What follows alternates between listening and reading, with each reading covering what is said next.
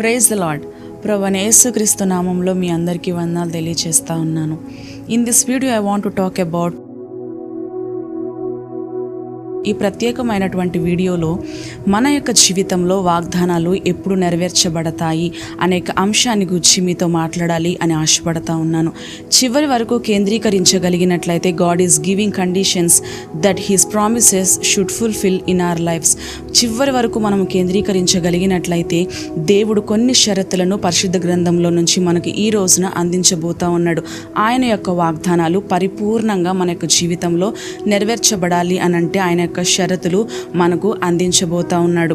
అయితే ఆయనను నమ్మనటువంటి వారికి, ఆయనను సందేహిస్తూ ఉండేటువంటి వారికి ఆయన ఎటువంటి he can do any ministry for those kind of people అండి. అలాంటి వారికి ఆయన ఎటువంటి పరిచర్య చేయలేడు. ఆయనను నమ్మకుండా, ఆయనను సందేహిస్తూ ఉండేటువంటి వారికి ఆయన ఎటువంటి పరిచర్య చేయలేడు. పరిశుద్ధ గ్రంథంలో నుంచి డిటానమీ చాప్టర్ 28 verse 1 and 2, ద్వితీయోపదేశ కాండము 28వ అధ్యాయము మొదటి 2 వచనాలు ఒకసారి చదువుదాం. నీవు నీ దేవుడైన యెహోవా మాట శ్రద్ధగా విని నేడు నేను నీకు ఆజ్ఞాపించుచున్న ఆయన ఆజ్ఞలన్నిటినీ అనుసరించి నడుచుకొనిన ఎడల నీ దేవుడైన యెహోవా భూమి మీదనున్న సమస్త జనముల కంటే నిన్ను హెచ్చించును. ద్వితీయోపదేశ కాండమంతా మనం చూసినట్లయితే మొదటి వచనము నుంచి 14వ వచనం వరకు it's all about divine blessings, దైవికమైనటువంటి ఆశీర్వాదాలు, దీవెనలతో కూడినటువంటి మొదటి 14 వచనాలు మనం చూసినట్లయితే మిగతా వచనాలన్నీ మనము చూస్తే శాపాలతో కూడా నిండి ఉంటుంది. ఈ యొక్క ద్వితీయోపదేశ కాండము 28వ అధ్యాయము ఎంతమంది చదివారు? అయితే ఆయన యొక్క వాగ్దానాలు అన్నీ కూడా పరిమితి లేనటువంటిగా ఉండవు. కానీ మనం we have to remember one thing, but his love is un unconditional. ఆయన యొక్క ప్రేమ మాత్రము పరిమితి లేనటువంటి యొక్క ప్రేమ. Coming to his promises, terms and conditions are applied for his promises అని మనం జ్ఞాపకం ఉంచుకోవాలి. ఆయన యొక్క వాగ్దానాల దగ్గరికి వచ్చేసరికి షరతులతో కూడినటువంటి వాగ్దానాలు అని మనము జ్ఞాపకం ఉంచుకోవాలి. ఏంటి ఆ షరతు అంటే, మొట్టమొదటిది ఆయన యొక్క మాటను మనము వినేటువంటి వారముగా ఉండాలి. రెండవది ఆయన ఇచ్చిన ఆజ్ఞలు మనము అనుసరించే వారముగా ఉండాలి. అసలు ఏంటి ఆ యొక్క ఆజ్ఞలు అంటే, ఇప్పటి వరకు కూడా మనకు తెలుసు. అదేంటి అంటే, ఎలా చదవాలి, ఎలా చూడాలి, ఎలా నడవాలి, ఎలా మన యొక్క జీవితాన్ని జీవించాలి ఈ యొక్క లోకంలో అనేది మనందరికీ తెలుసు కదండి. యథార్థంగా ప్రవర్తించే వారికి ఏ మేలు కూడా కొదువై ఉండదు అని పరిశుద్ధ గ్రంథము సెలవిస్తూ ఉంది. ఆయన యొక్క మాటను విని ఆయన ఇచ్చిన ఆజ్ఞలను అనుసరిస్తే ఆయన ఎటువంటి పరిమితి లేకుండా ఆయన చేత, దేవుని చేత మనము ఆశీర్వదించబడతాము. అయితే in this particular point of view, అయితే ఈ యొక్క వీడియోలో I want to tell one formula about promise. దేవుని యొక్క వాగ్దానాన్ని గూర్చి ఒక ఫార్ములా మీతో షేర్ చేయాలని ఆశపడతా ఉన్నాను. Promise, his promise equals to his word plus our action or our participation. అంటే ఆయన యొక్క వాగ్దానము ఈక్వల్స్ టు ఆయన యొక్క మాట ప్లస్ మన యొక్క వంతు. ఆయన ఇచ్చిన వాగ్దానం పట్ల మనము ఎట్లా జీవితాన్ని జీవిస్తూ ఉన్నాం, ఆయన ఇచ్చిన వాగ్దానం పట్ల నిజముగా ఆ యొక్క వాగ్దానాన్ని నెరవేర్పులాగా మన యొక్క జీవితంలో, మన యొక్క హృదయంలో ఖచ్చితంగా స్వతంత్రించుకోవాలి అనంటే ఇచ్చిన వాగ్దానాన్ని వదిలేయడానికి వీలు లేదు. కానీ ఇచ్చిన వాగ్దానం పట్ల మనం ఎంతగా ప్రయాసపడతా ఉన్నాం, ఆ యొక్క వాగ్దానం పట్ల మనం ఎంత స్వతంత్రించుకోవడానికి ప్రయాసపడతా ఉన్నాము అని మనందరము కూడా జ్ఞాపకం ఉంచుకోవాలి. ఒక ఉదాహరణకి, నీవు ఈ భూమి మీద దీర్ఘాయుషవంతుడు అవుతావు అని దేవుడు మనకి వాగ్దానం ఇస్తే, ఆ యొక్క వాగ్దానాన్ని పట్టుకొని మనము ఇష్టానుసారంగా ఈ యొక్క లోకంలో జీవించడానికి వీలు లేదు. కానీ దానిపైనే ఒక కండిషన్ దేవుడు ఉంచాడు. అదేంటి అనంటే, ఎప్పుడైతే నీ తండ్రిని, నీ తల్లిని సన్మానిస్తావో అప్పుడు నువ్వు ఈ యొక్క భూమి మీద దీర్ఘాయుష్ అవుతావు అని దేవుని యొక్క వాక్యము సెలవిస్తూ ఉంది. ఆయన అన్ని చూస్తున్నాడు అని ఎంతమంది దైవిక భయం కలిగి జీవిస్తూ ఉన్నారండి. యెరెమీయా గ్రంథము 7వ అధ్యాయము 22-23 వచనాలు దేవుడు ఏమని సెలవిస్తా ఉన్నాడో చూద్దాం. నేను ఐగుప్తు దేశములో నుండి మీ పితరులను రప్పించిన దినమున దహన బలులను గూర్చి గాని నేను వారితో చెప్పలేదు. అట్టి వాటిని గూర్చి నేను ఏ ఆజ్ఞయు ఇయ్యలేదు. ఈ ఆజ్ఞను మాత్రమే నేను వానికి ఇచ్చితిని. ఏదనగా, నా మాటలు విని అంగీకరించిన ఎడల నేను మీకు దేవుడనై యుందును, మీరు నాకు జనులై ఉందురు. ఇక్కడ చూసినట్లయితే లేవీయులంతా వారి యొక్క పరిస్థితి ఏంటంటే స్వేచ్ఛార్పణలు, కృతజ్ఞతార్పణలు, బలులు, ఈ యొక్క అర్పణలన్నీ అర్పిస్తూ ఉన్నారు. అయితే దేవుడు ఒకటే కోరుకుంటా ఉన్నాడు, అదేంటి అంటే మీరు ఎన్ని అర్పణలు ఇస్తున్నారు, ఎన్ని కానుకలు మీరు సమర్పించుకుంటున్నారు, వారానికి ఎన్ని రోజులు మీరు ఉపవాసం ఉంటున్నారు, ఇది కాదండి దేవుడు అతి ప్రాముఖ్యంగా చూసేది. కానీ మనం రెండవ భాగంలో చూసినట్లయితే పరిశుద్ధ గ్రంథంలో దేవుడు ఒక మాట సెలవిస్తూ ఉన్నాడు, నా యొక్క మాటను విని నేను చెప్పిన యొక్క ఆజ్ఞలకు మీరు శిరస వహించి అనుసరిస్తే చాలు, I will be God for you అని దేవుడు యొక్క ఆశ ఆకాంక్ష కూడా దేవుడు మాట్లాడుతూ ఉన్నాడు. నేను మీకు దేవుడినై ఉంటాను అని దేవుని యొక్క వాక్యము సెలవిస్తూ ఉంది.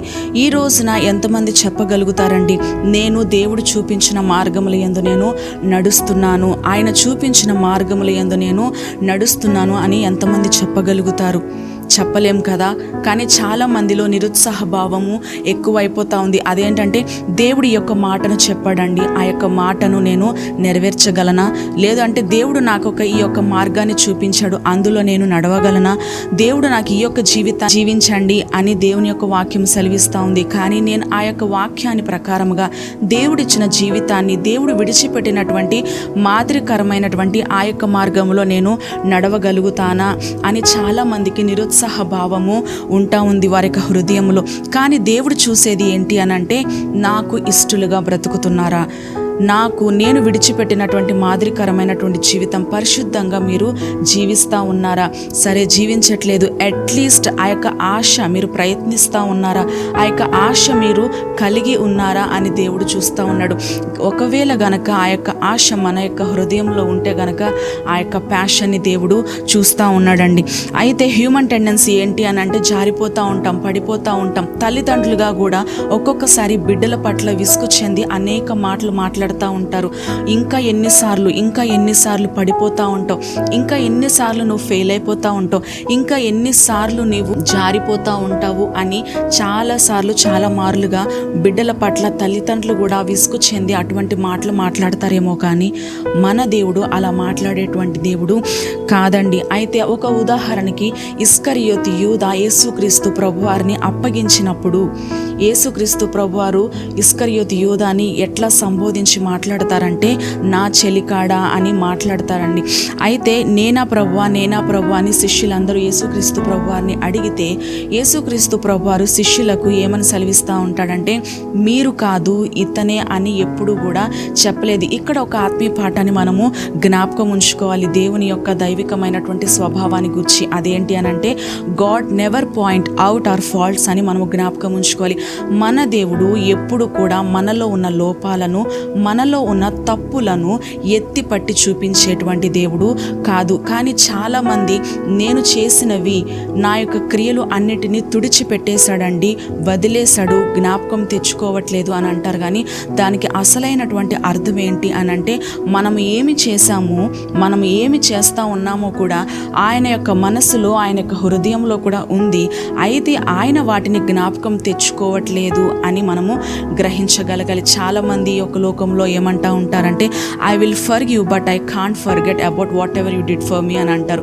నేను క్షమిస్తాను కానీ నువ్వు ఏదైతే నా పట్ల నువ్వు చేశావో నేను దానిని మట్టుకు నేను మరువలేని యొక్క పనులుగా ఉన్నాయి నువ్వు చేసినవి అని అంటూ ఉంటారు. అయితే ఎంతమంది క్రీస్తు స్వభావం కలిగి జీవిస్తూ ఉన్నారు? మీ యొక్క బ్రతుకును నేను బయట పెడతాను, ఎత్తి చూపెడతాను, మీ యొక్క బ్రతుకు బండారాన్ని బయట పెడతాను అని ఎవరైనా అంటూ ఉన్నట్లయితే వారిలో క్రీస్తు స్వభావము లేనట్లే. ఎందుకు అనంటే ఆ యొక్క స్వభావము ఎలాంటి స్వభావము అంటే లూసిఫర్కి సంబంధించిన, అపవాదికి సంబంధించిన స్వభావము. అపవాదికి ఇంకొక పేరు కూడా ఉంది, అదేంటంటే అక్యూజర్ ఆఫ్ బ్రెథరెన్ అంటారు. అంటే నిందారోపణ చేసేటువంటి వాడుగా అపవాది మన యొక్క జీవితము పట్ల దేవుని యొక్క పరలోక రాజ్యంలోకి వెళ్ళి ఎంతసేపు మనం ఏమి చేస్తూ ఉన్నా ఒక నిందలు మోపేటువంటి వాడుగా అపవాది ఉన్నట్లుగా మనము జ్ఞాపకం చేసుకోవాలి. అయితే నేను చెప్పాలనుకుంటుంది ఏంటి అని అంటే దేవుని యొక్క మాటను వినాలని ఉంది, లేదంటే ఆయన ఇచ్చిన ఆజ్ఞలను అనుసరించి నడుచుకోవాలని ఉంది అని అంటే గనక ఆ యొక్క ఆశను దేవుడు ఖచ్చితంగా మీ యొక్క జీవితంలో, మీ యొక్క జీవితాన్ని, మీ యొక్క హృదయాన్ని దేవుడు సాక్ష్యపడతా ఉన్నాడండి. అయితే ద్వితీయోపదేశ కాండము 28వ అధ్యాయము మొదటి 2 వచనాలు అదే విధముగా దీవెనలు అంతం, అంటే దీవెనలు ఇంకా అయిపోతాయి. మొదటి 2 వచనాలు, తర్వాత 13, 14 వచనాలు మనం చూసుకున్నట్లయితే దేవుడు 2 షరతులను దేవుడు ఇచ్చాడు. అదేంటంటే మీ జీవితంలో నేనిచ్చిన వాగ్దానము మీరు పరిపూర్ణంగా స్వతంత్రించుకోవాలంటే, నెరవేర్పు కావాలి అని అంటే గనక ఖచ్చితంగా మీరు నా యొక్క మాటలను వినాలి, నేను ఇచ్చిన ఆజ్ఞలను అనుసరించి నడుచుకోవాలి అని యొక్క 2 షరతులను దేవుడు మనకి ఈ యొక్క సమయంలో, ఈ యొక్క ప్రత్యేకమైనటువంటి సమయంలో అందించారు. అయితే ఎంతమంది ఆయన యొక్క మాటలను వింటున్నారు? ఎంతమంది ఆయన ఇచ్చిన ఆజ్ఞలను అనుసరించి నడుచుకుంటా ఉన్నారు?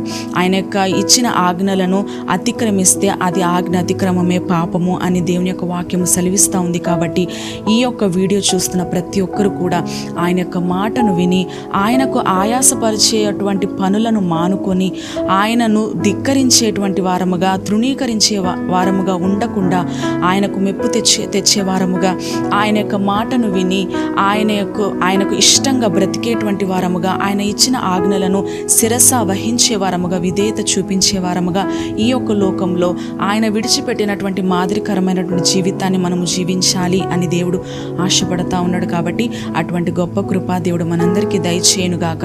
విత్తబడిన ఈ యొక్క వాక్యము నూరంతలుగా మన యొక్క హృదయంలో ఫలింపచేయునుగాక. కండ్లు మూసుకొనండి, ప్రార్థనలో ఏకీభవిద్దాం. మహాపరిశుద్ధుడా, మా ప్రేమ గల తండ్రి, ఈ ప్రత్యేకమైనటువంటి సమయంలో నీవిచ్చిన వాక్యాన్ని బట్టి మీకు వందనములు అయ్యా. మా యొక్క జీవితంలో నీవిచ్చిన వాగ్దానము నెరవేర్పు కావాలి అనంటే, స్వతంత్రించుకోవాలి అనంటే మేము నీ యొక్క మాటను వినాలని నువ్వు ఆశపడతా ఉన్నావు నాయనా ప్రభా. నీవిచ్చిన ఆజ్ఞలను మేము అనుసరించి జీవించాలి అని ఆశపడతా ఉన్నావు ప్రభా. అయ్యా ప్రభా తండ్రి, మీకే వందనాలు. విత్తబడిన యొక్క వాక్య ప్రకారముగా మా యొక్క హృదయంలో ఫలింప చేయలాగున అయ్యా మీ యొక్క మాట విని మీరిచ్చిన ఆజ్ఞలు మేము అనుసరించే వారంగా ఉండులాగున మీరు సహాయం దయచేయమని యేసు నామమున అడుగుచున్నాం నా పరమ తండ్రి. ఆమేన్.